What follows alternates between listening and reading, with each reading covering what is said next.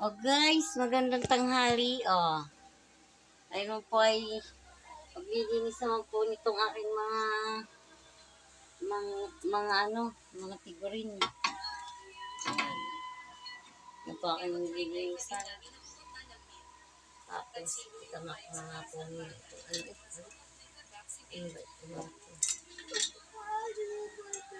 Isa-isa po siyang linisan. Ayan po guys. Isa-isa lang po ang paglilinis. Picture. Yan. Isa po ito ang picture. Hilig po kasi talaga ako sa picture kahit noon pa. Pakahilig ko sa mga souvenir para makikita mo yung noon at ngayon. Kaya pumahilig tayo sa picture.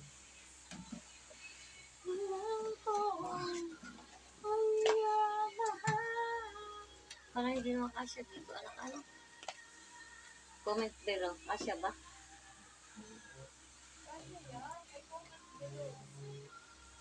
Comment below. Parang hindi kasya. Hindi kasi dito ko ilalagay. Ito pa po guys. Yan. Ito po yung aking mga nililinisan po. Ito yung aking nililinisan. Matagal na po ito. Ito yung mga orasan po yan guys. Ito yung mga collection ko nung araw. May pa ako mga collection. Tapos ito po. Yung mga ganyan. Mga pan-display.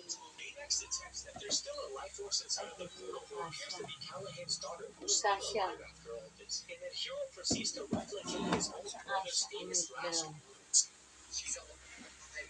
Alam ko na.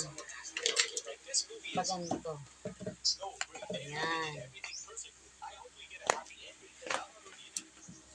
Ayan. Kaya na lang po.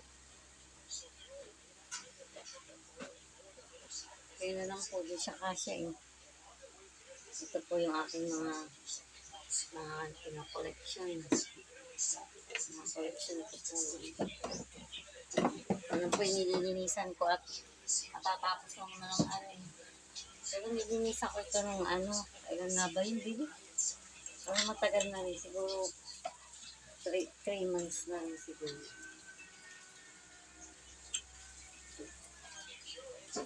Every 3 months po nilinisan ko yung aking mga collection na ito. Ito naman po tayo guys.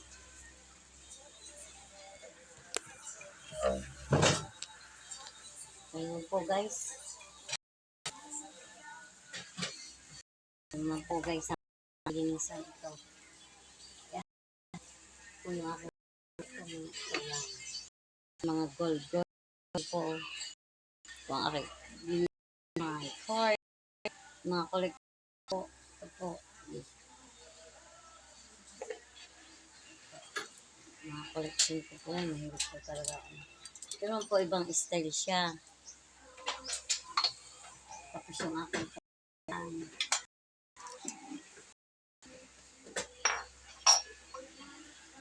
ito iba rin po ang style po nito Ito guys, iba rin naman po ang style niya. Siya po ay naikot-ikot.